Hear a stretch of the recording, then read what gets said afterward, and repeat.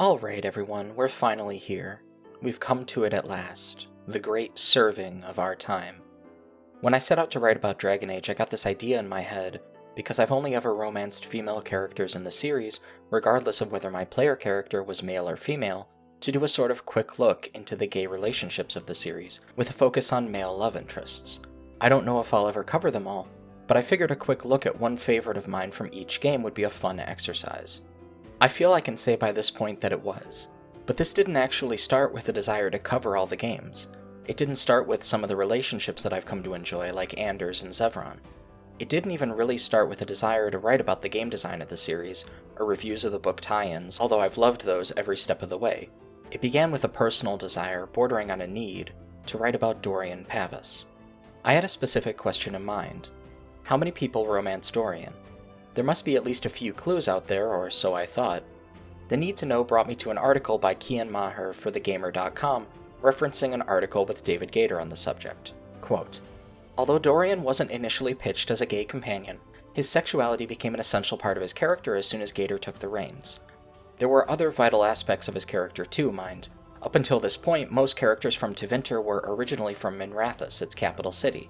When the art team produced concepts with versions of Dorian that were darker skinned, Gator decided he would come from the Eastern Imperium. In his eyes, this is what people from cities in the east of Tevinter like Carinus would look like, although he's not 100% sure if that will continue to be the case from here on out. Still, even though the Dragon Age team didn't necessarily define characters by their sexuality, Dorian quickly became an exception to that rule. His being gay was obviously not the only element of his character that was important. If you played Inquisition, you'll likely remember him as one of the most intricate and enduring companions in the entire Dragon Age series. The reason Dorian's sexuality became such a core tenet of his makeup was because it informed every other aspect of who he was for the better. I was quite touched reading Maher's and Gator's commentary on the creation of Dorian and his importance to the fanbase, but one section of this article sticks out to me in particular. According to the telemetry, Dorian wasn't an active companion in very many people's parties, Gator says. He was also the least romanced of the romanceable NPCs, percentage-wise. I don't think numbers really mattered to those who loved him, however. He struck a chord with a lot of people. I think I received more personal mail from fans about Dorian than any other character I've written, including ones for whom Dorian was a vehicle for them to come out to friends and family, or for whom Dorian's story allowed them to process trauma from gay conversion therapy they'd experienced. So it's clear that those who love him a lot. I'm always glad when anything I've written manages to touch someone, so I'm tickled that a character who was such a personal project also turned out to be such a success. I'm sure the big Dorian heads in the audience would agree. It's hard for me personally to imagine choosing anyone over Dorian for a male Inquisitor to romance, except maybe his female counterparts in Cassandra and Josephine, and somehow, nobody ever does seem to mention Josephine, but beyond them, his main competition is the Iron Bull and Scout Harding, so overall I suppose it makes some kind of sense. I also have a tough time seeing people bringing any of the other mages along in their parties over Dorian, but then again, if the player is a mage, then I could see it. Overall, these are just my biases. I'm sure what Gator says is true, and I'd like to thank him for everything he's done. Everyone say, "Thank you, David Gator," to the big man. He's really done so much for the series. Even so, I wanted some kind of second bite at the numbers, so here's the 411 on what the fandom has had to say publicly, on the subreddit at least. At almost 3,000 respondents coming presumably exclusively from Reddit users, the results are hardly representative, but Dorian doesn't come out looking too shabby. In this particular survey, a minority of women are heterosexual and a minority of men are gay, whereas more men are likely to play as women than the other way around. But both genders are likely to play as the same gender character that they are in real life. In terms of character classes, there's a not insignificant bias in favor of playing as a mage build. Moving on to the romance statistics, it looks like, in terms of raw numbers, Dorian loses out to Solas, Cullen, Cassandra, and Josephine for sure, and furthermore we can see that the only metric by which Dorian really prevails is among women playing as men, which as we saw earlier only applies to 6.3% of female survey respondents, which means Dorian is still significantly behind. These results are fascinating, and while they deviate somewhat from Gator's testimony, they do lean in favor of his thesis. Dorian is an often neglected companion and romantic interest. This is where my interest was really piqued. I knew I had to investigate the Dorian romance to see what makes him really tick, and to do that I had to pick up and play Inquisition as a gay male Inquisitor, and preferably after replaying the prior games for context. That's how we got here, and although we're only halfway done and there's so much more Dragon Age to talk about, it was originally all for this moment. What have we learned? Well, my first impression was that Dorian would be most engaging from the perspective of him being the first real Tevinter mage who can travel with the party like this. His way of thinking, from getting corrected by Solus about the elvish origins of his magic, to the way he defies the inquests of his southern companions into his proximity with the Inquisitor, is fundamentally vintage. He's concerned with politics not because he cares what other people think of him on an emotional level, but because he wants to be effective at what he does. He's a profile in standout, unapologetic queerness, every bit the rock star the developers envisioned him as from day one. Perfect execution, flawless performance, nice ass. Dorian is what Dorian does, and more precisely his character comes down to how and why. He has flair, style, and pizzazz, but also dedication, ideology, and principle. He is a man who wants for nothing, not because he has it all, but because he has been there and done that. When the Inquisitor wants to give him a gift, it's a personal item he sold to pay his way to reach the Inquisition, and Dorian would really rather get it himself, despite the Inquisitor being tasked with doing the opposite. Not because Dorian is ungrateful, but because he wants to be self-sufficient. He wants to prove he can do it for himself. He doesn't want to be reliant entirely on others. His personal history gives him good reason to feel that way. In a touching personal quest, Dorian is sent a letter by his father who secretly wants to meet him. The Inquisitor is presented with the choice of giving Dorian the opportunity of reading the letter and rejecting the offer, or tricking Dorian into coming to Redcliffe together where his father waits in secret. Dorian becomes angry, and while the Inquisitor can protest that they didn't know, the player can often guess exactly what's waiting for them there. Dorian might have guessed too, and he might have avoided going. If he does go, he regrets that the Inquisitor took from him the choice to go himself. I've seen critiques of the game that posit that this is the wrong choice, that letting a queer person draw this boundary for themselves is the right move, and certainly in life that is often the truth. However, there is some more nuance here. Dorian takes away from this initially hostile interaction that his father thinks they're both alike, with too much pride to back down from what they believe. He says this as if he thinks there's a little truth to it.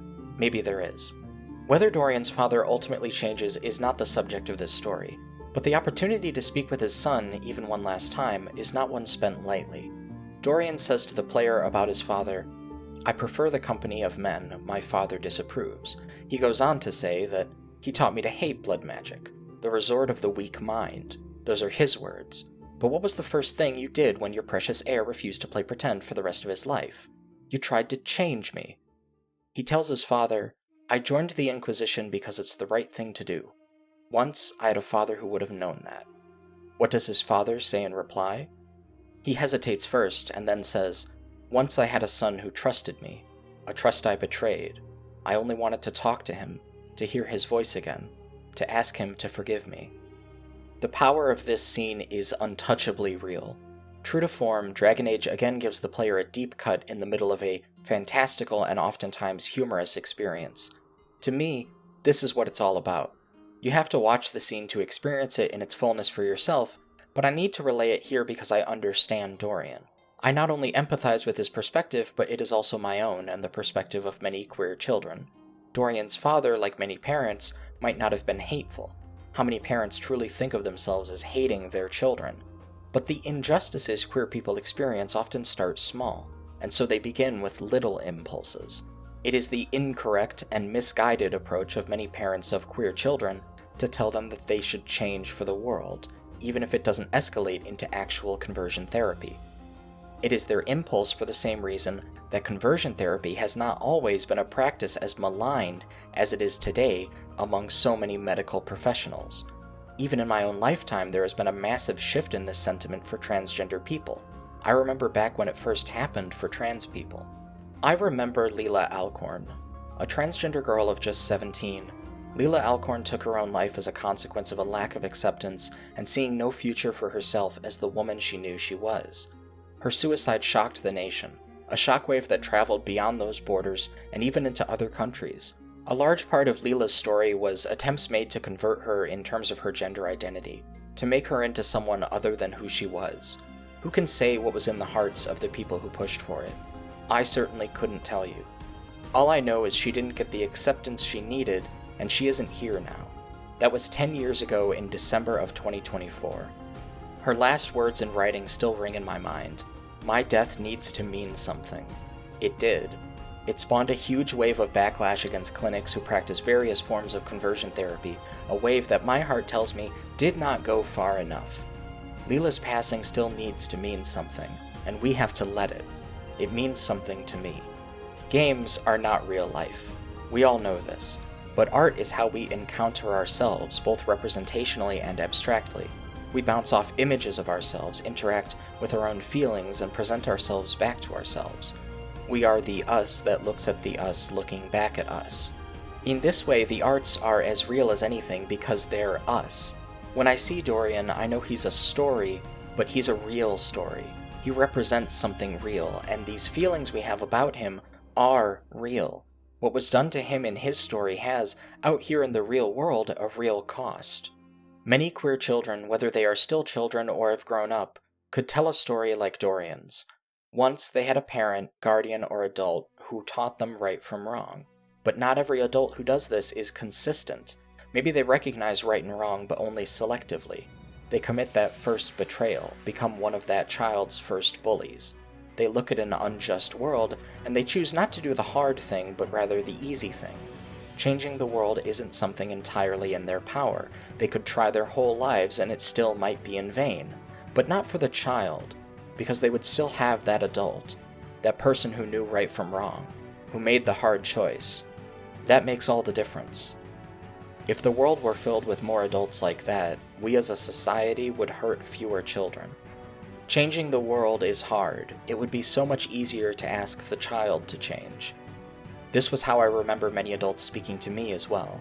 It wasn't as severe as many of these other stories, just a microcosm. A little speck of violence in an ocean of far worse things, but to a child it's a big weight to carry. There were a lot of people who did the right thing and more who tried, but you're going to carry that weight. Wouldn't it be easier to be like everyone else? You'd be surprised by how many ways there are to say that. Or maybe you wouldn't. It's the little cruelty that becomes the heavy weight. How do you tell someone when you don't have the words that it's wrong to look at how others will treat you, will see you differently, the walls they'll put up that you can't tear down, and make that your responsibility, that it's so profoundly wrong to lay that responsibility on the person most victimized by it? That's the moment when you realize you have to learn, if you're me, how to express all of this and how to understand it, so you can say it right, so you can do it right. So I remember Dorian. I think of him at times like these. It turns out we have to remember a lot of names, including people we lose, people who, despite telling ourselves we can all make it, that we're all going to be okay, don't get to see that tomorrow. They never get that far. And that's part of why it matters so much that they were here, because they make us stronger. That's how we carry that weight. We can do it together. One day it will be everyone's turn to make that same journey, because it's what we do. And there will be some greater fight whose end we don't see, but I believe. I won't shut up about it either, not now and not ever, because I believe and I know we're stronger together. And we carry that weight together, and we make each other strong. One day we won't be so cruel to our children. One day we'll be worthy of their trust. The world will change for them, not the other way around. I believe that. So I think of Dorian because he's me, and he makes me strong. And we carry that weight together. Take this strength, and keep going.